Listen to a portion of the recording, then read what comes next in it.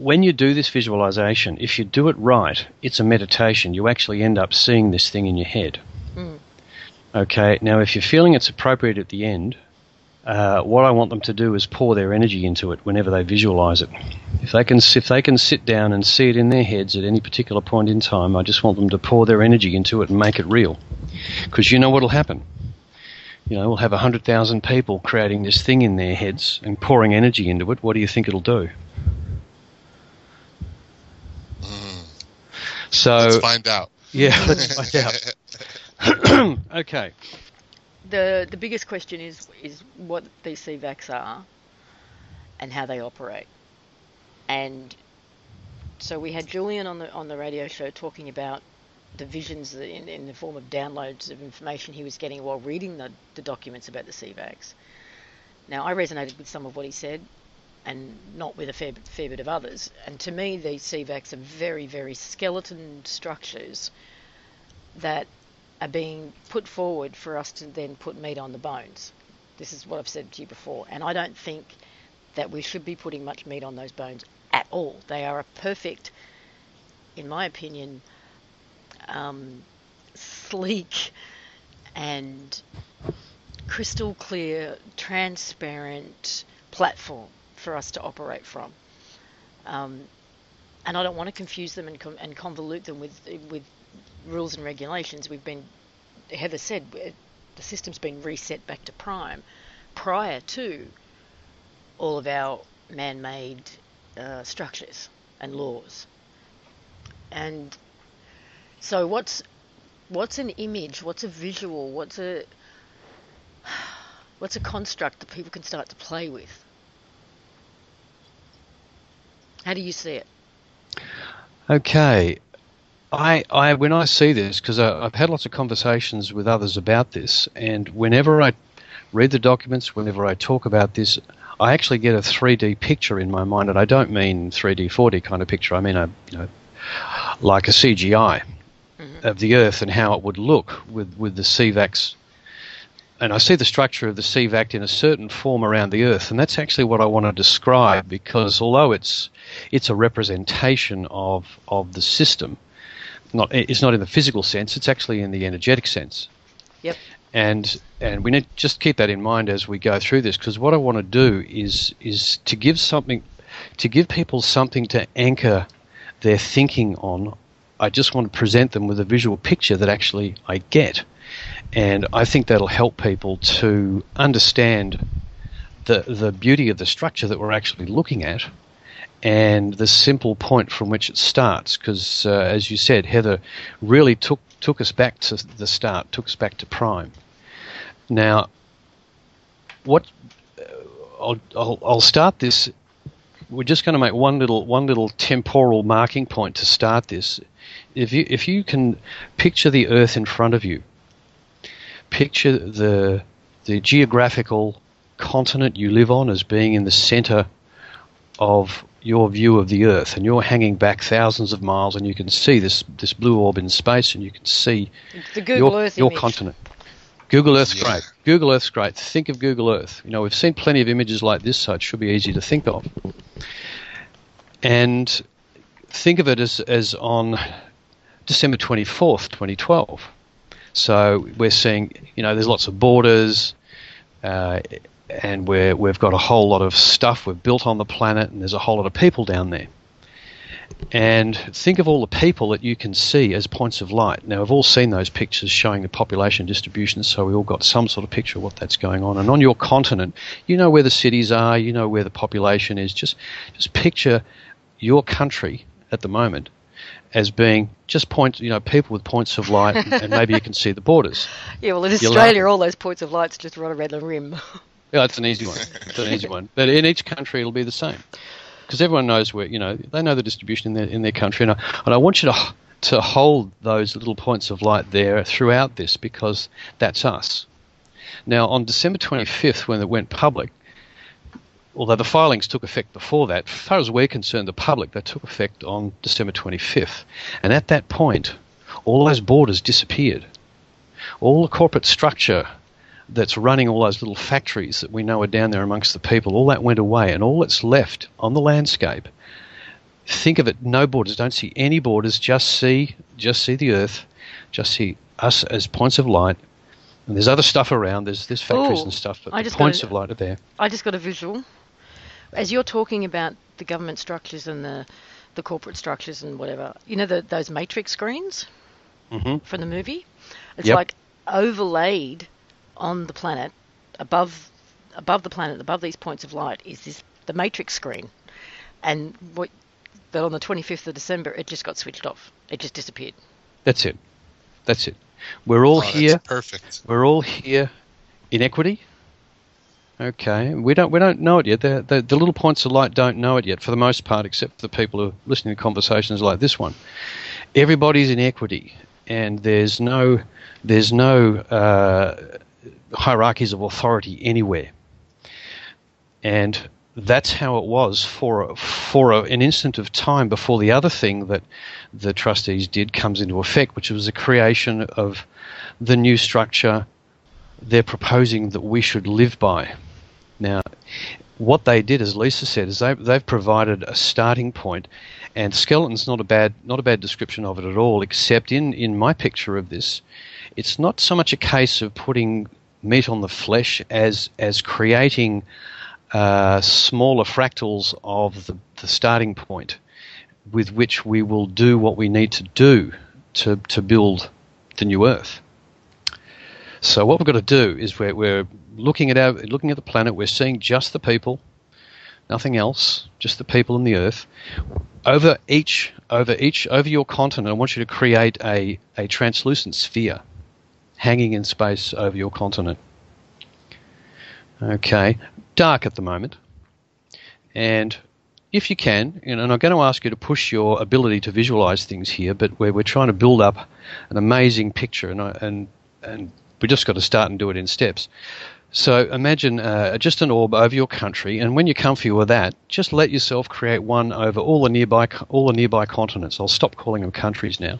We'll just call them regions. All the nearby regions have their own orb suspended over the top of them. Okay. Now, at this point, they're all dark, and just for a moment, there's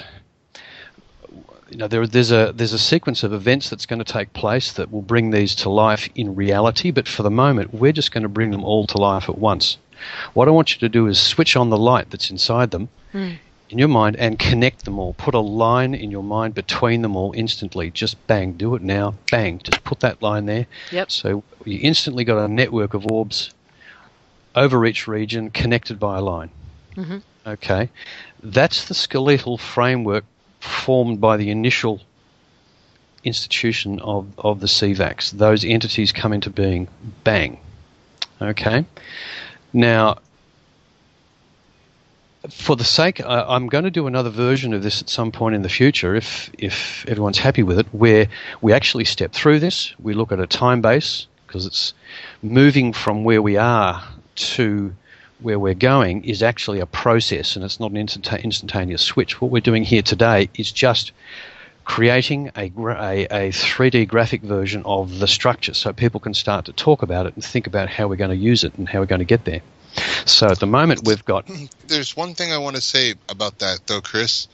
Be careful with that, because when you start putting timelines on it, you're putting your definition, you're limiting it.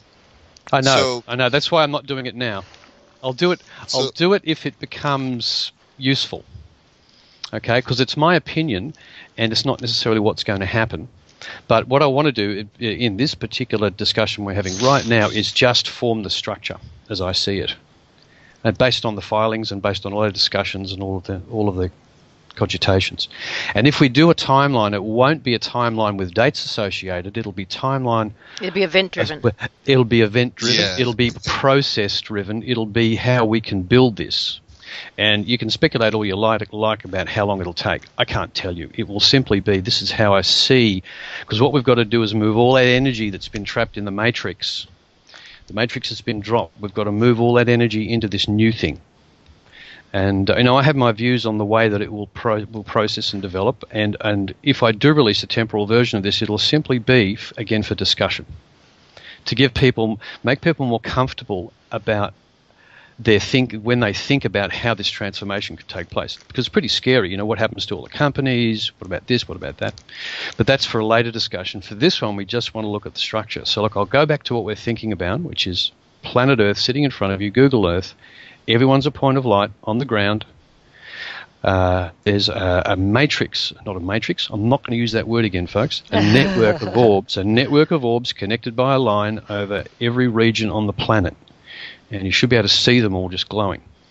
Now, the next step you've got to do, because in the filings, what the CVACs do is serve humanity. Okay, they serve everybody, and so we're going to build this up in stages. The very next thing to do that you've got to do is actually, and we can do this in a different order, but I do this first. I want you to connect every point of light on the ground on your visualization of your area where you live. Connect everybody to the CVAC in one hit, bang, like a giant cone, a most amazing spider's web. Everybody hooked into that one thing. Okay, and what you'll see is a series of giant cones coming from each country and connecting up to that CVAC. That's the simplest and starting point connection that I get when I think about this. Everybody is attached to that thing. Okay, now we've got 2 or 3 more stages to build up to, and this is where we get to what meat we hang on the bones. And in the definitions of what the CVACs are required to do for us, there are 8 specific areas of, shall we say, process, because the CVAC exists to serve people. All it can actually do is move value, move resources from, if you like, the asset of the planet, which is our birthright, to the people in the form of real energy that they can use, and we can use to build this new thing. It's a very simple thing. Okay, all those CVACs have in them is a leader, which currently termed a president, but we're thinking that steward's a better name, and there'll be. And I think we're moving towards a council. Oh yeah, Chris. Absolutely, and actually I can put a number to some aspects of some councils. I think there'll be more than one. Okay, I think there'll probably be a general council, and there'll be councils specific to what I'm about to talk about next, which is the next little bit we're going to add on, which is the beginning of what we could call the meat on the skeleton, but I'd prefer to call it, we're building a picture made up of fractals, made up of things that are exactly the same as the whole, but smaller and for specific purposes. Yeah, it's completely holographic in nature. Yeah, the specifications indicate that the only entities you can attach to our central hub, those CVACs we're looking at, have to be the same. They have to be ethically the same. They have to be functionally the same. They have to be measurable and controllable by the people in the same way, and they have to serve the people. They've got to preserve the right of free will choice of the people at all times. They can never do anything to abrogate that free will. And if you read the actual wording in the CVACs, the wording is amazing. It covers absolutely anything you could think of. There's some almost whole paragraphs associated with describing what it can do and what it can't do. There's 2 very specific types. And the things I want to talk about now are the things that it actually must deal with. Now, what I want you to do is to create, if you imagine the orb as a basketball, I want you to create something the size of a tennis ball, like a satellite, like it's sitting, as part of a ring of Saturn. Now, there's 8 of them, and we're going to create the first one. And we'll do that in a specific way, and then we'll just add the others fairly quickly. Now, the first one is an entity that deals with systems of knowledge. Okay, so if you want to create that as a smaller orb sitting out just off to the side of the main one that you've got, that's going to be the thing that we'll create, which will deal with systems of knowledge. You could think of this, if you want to get it really simple, as like a department. It's an entity that's got a specific function, and it works exactly the same way as the big one. Now, once you've got it there in your mind, I want you to put a line between it and the CVAC. And then I want you to zoom back a bit and see all the orbs still connected to yours, and I want you to create one of those for each and attach it to its own CVAC. What are the 8 again? This is number 1. I'll go through the rest of the 8 in just a moment. I just want to get the connections right because the connection technique is the same for all of them. Okay, so attach your little orb to your CVAC and create orbs for all of the other ones and do the same thing. Mm-hmm. And then I want you to join all of those little orbs together because they are the same thing throughout the planet. Yeah. Now, the systems of knowledge would be all the science, all the arts, all the education, history, knowledge. It will be the knowledge of the human race. That's what's being shared and managed via that interconnected web. Okay? And that's the same everywhere. The CVACs are all connected, and these entities are all connected. And also, I want to have the idea that anything that appears in one instantly appears in all the others. That's the holographic aspect of it, yes. Yes, they all look the same. They're all part of the one thing. The only reason they're regionalized is because it's a big planet. And, sometimes we actually have to physically go and do things. And in the end, as we'll discuss at the end of this, we'll describe how we think it will work from a day-to-day point of view. And then you'll see why this structure is the way it is. Now, there are 7 other things that we've got to create. And what I want you to do is concentrating on the CVAC associated with your Didn't you want to keep this to about 15 minutes? Yeah, well, it won't take long from now. We're nearly there. Okay. We're going to create 7 more entities. Okay. These entities will have their own councils and they'll be responsible back to the main CVAC, but they'll also be interconnected as if they're all the one thing. And what we're looking at is systems of communication. That's number 2.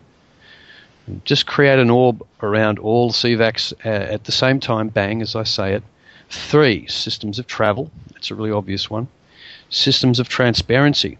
Incredibly important because this is the thing that has to actually... This is the auditing, if you like, the overview, the oversight where the standards are maintained. And that will be extremely important. Then we've got systems of protection, which will be peacekeepers and search and rescue and all that sort of group of people. Accountability, which they're the group that will supply unfettered access for the states of body to the Hall of Records, okay, which will be where all the information is kept about everywhere, everything on the planet, every activity on the planet will be publicly available everywhere all the time. Then there's a system of treasury, and they're the instrument that we use for transferring these duly verified and secured value. The 8th one, which may not be there forever, is a system of repossession, specifically to complete any and all orders for reconciliation. This is dealing with the old system. Have those sitting like a ring of satellites around your hub, then zoom back and connect each one to its counterpart on all the other orbs. Bang, they're all the same thing. The treasury in one place is the treasury in another place. It's not a repeat of it, it is it. They're all connected in the same way the hubs are all connected. And we can, by the specs in the initial filings, and I don't see much reason to change those filings really because they allow for us to add further examples of what we're talking about, these functional specific entities. We can add those at will, provided they meet the same specifications, and that's what will happen. The other thing they allow for is that the CVACs can contract with. I'd have to describe them as cooperatives, but always it has to be in no way abrogating free will. And if there's any special interest, it's special interest for the greater good. Like if you would a research project or a project for developing agriculture, something specific that actually assists everybody. So that's what it's entitled to do. So if we zoom back now, we're looking at a network where everybody in your local area is connected to the orb suspended above it. That orb's connected to every other equivalent orb across the entire planet. They're all interconnected to each other. Each one has 8 entities around it. There are 8 around everyone on the planet. They are all interconnected. Now, we've got a lot of lines in our head, and the very last step we have to do, and this is where we start to talk about how it'll work, is this. I now want you to interconnect every point of light on the planet to every CVAC. Bang. Okay?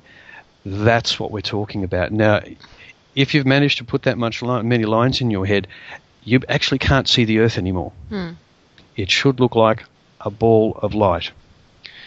Unity. This is the destination that I see for us. There is no division anywhere in this. They're all part of the same thing. At first, it sounds very complex and convoluted, but it's actually not. It's very simple and sleek in structure and very organic. Very organic and very what's the word I'm looking for? I had it. It's gone. Elegant? Yeah, no, it is elegant, but that's not it either.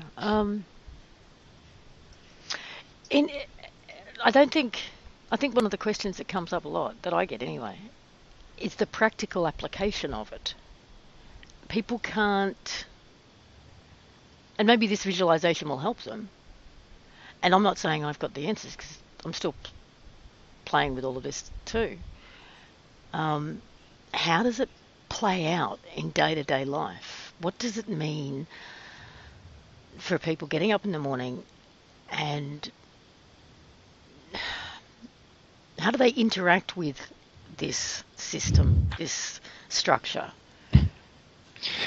Well, I think it's almost like the internet works. When you make a request to the internet for information, it's going to get that information on the quickest route that it can get to you. And it may not always come from the same place. There may be, 14 or 15 different mirrored sites, but whichever, has the easiest route to you, it'll come to you. Oh, you just gave me a great analogy for myself, at least.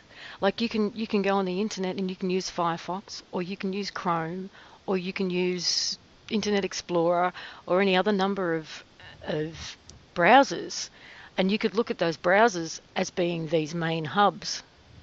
So if I want something or need something, I could communicate with the hub that's that's hovering around above my planet, or I could go to another hub that's on a different continent and get the same thing. I'd get the same thing. I'm just choosing a different browser, so to speak. Yeah. In fact, it shouldn't matter whether you're in Buenos Aires or Paris or Cairo. If you live as we do in Australia and you're travelling and you have some need to get some resources, or you've got an issue to deal with, you would use whatever technology is available. And a good example would be like an internet cafe where you can jump onto an interface, log in under by whatever means you identify yourself. And although you're communicating through the local CVAC, it's all one system. That's how it would work.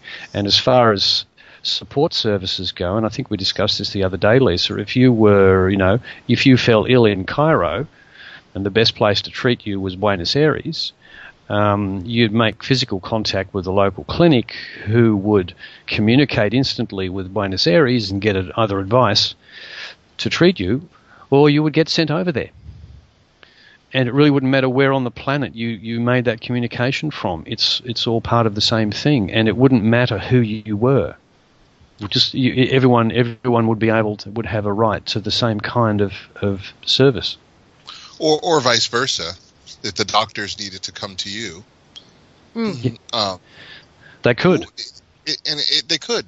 It would be one of those things that, just because strawberries are out of season where you live doesn't mean that you can't get strawberries, because they're in season in Australia. Yeah. And all that needs to be done is the request needs to be made, and the resources, wherever they are, will become available through whatever channel it needs to take. And we have the technology to build the equivalent of this now with the internet. Now, the transport is not what it needs to be, because we all know that there's going to be anti-gravity systems which are going to completely change transport. In fact, we have to factor, if we look a bit further down the track, we have to factor technology, and this is being very important, particularly for communication. If we get non-quantum local communication systems online. These are things with infinite bandwidth that will work with anyone between any point on the planet instantly. With that level of communication, can you imagine how efficient this system would be?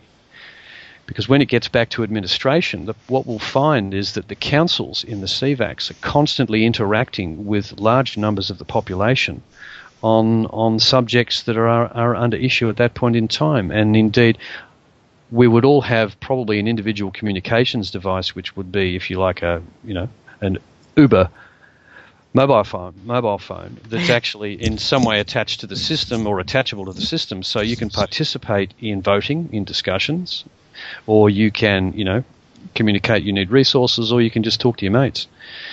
And it's the ubiquitousness of the whole thing is, for us, that is the sort of the sheer user friendliness of it is really up to us to maintain it so that the transparency is where it should be, so that the communication is where it should be, so that there is never again any hierarchy created in our society again, that it's actually all the one thing for the one people.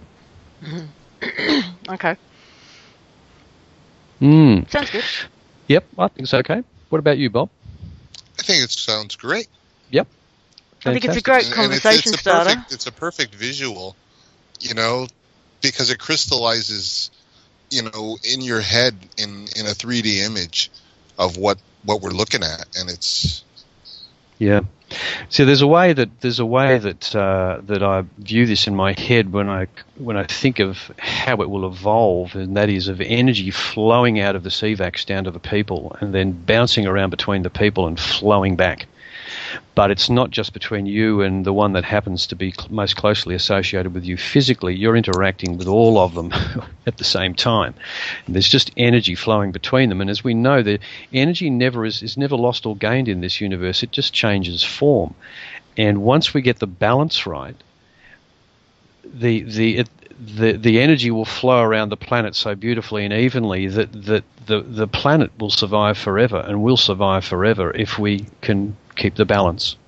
Well, at the end of this visual, I think also, Chris, you should put one of those orbs above the planet, and then above each planet, and so on and so forth. Mm-hmm. Yep, it's holographic. You could expand it. You could start at the at your what I call your local CVAC hub, and you can create a very large number of sub entities, and they're all the same thing.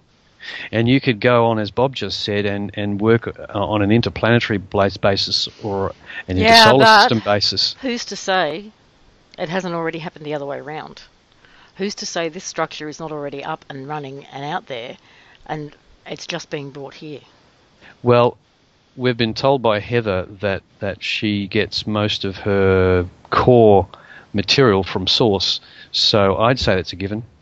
I'd say what's happening here is that we, the human race, the last ones to come online. Well, we're coming of age. Logged in.